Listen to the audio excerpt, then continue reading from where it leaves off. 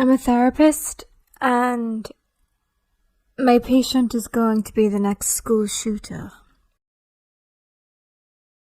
I've been treating Alex for almost a year now, but the vague threat started around Thanksgiving.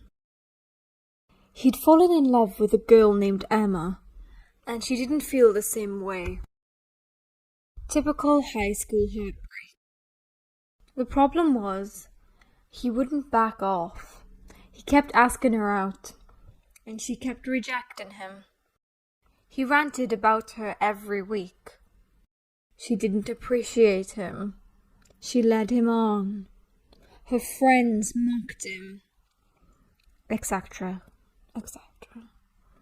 I gently suggested that he give her some space, and he burst into a grandiose tirade about all women are sluts. This wasn't the first time he's gotten angry. That's why his mom sent him to me in the first place. He had a history of outbursts and antisocial behavior, which led to other students alienating him. But this was the first time I felt afraid of Alex. There was a frenzied look in his eyes, like he wasn't really in control anymore. And it wasn't just anger, it was elation. When he came back the next week, he seemed much calmer. But that only made me more uncomfortable. I tried to casually comment that he seemed much happier this week, and he told me that he had figured it all out. I asked him what he meant, and his only response was a slight smirk. You know that feeling in your gut when you know something is terribly wrong, but you don't want to believe it? That's the feeling that keeps me up at night. A few months ago, Alex was just an agitated teenager who struggled with making friends. He carried a lot of rage about his dad abandoning his family. But people can work through that stuff. That's what I'm here for. But now we're in a whole different realm. In last Wednesday's session, I did something I'm not proud of. Something that could cost me my job. I asked the school receptionist to interrupt our session and bring Alex outside for a phone call. The moment he left, I reached for his backpack and started digging. Regular stuff, like notebooks and binders. I flipped through the pages and found nothing but doodles and notes. What was I doing? I stuck my hand deeper into the bag and felt something. It was one of those old TI graphic calculators. I slid off the cover and tried my hardest to remember my algebra days from high school. Program. PRGRM. That's where we used to goof around.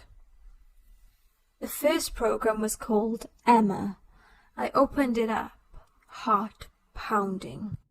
1, who, 2, way, 3, when. I pressed 1. Emma, Christine, Sarah, Chris. After that, as many as possible.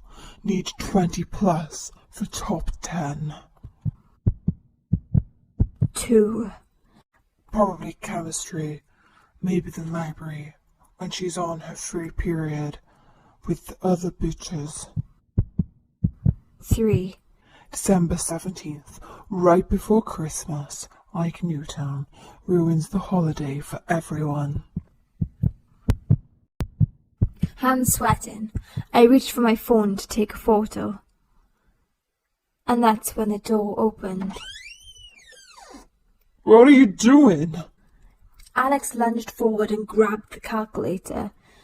Alex, we need to... You can't go through my stuff. He mumbled. Then he packed his bag and stormed out of the room. Shit, I thought to myself. Shit, shit, shit. They came over to interview me and said they'd take the report very seriously. They asked if I took photos of the calculator. Nope. 5 more seconds would have made all the difference. Then I talked with the school. They said they'd work with the police to investigate. But last night, the police informed me that they had completed their investigation and found nothing of concern. Of course they didn't. Alex knew I'd report him, so he hid everything. Shit! We have our next session tomorrow, the last one before December 17th. He still hasn't cancelled.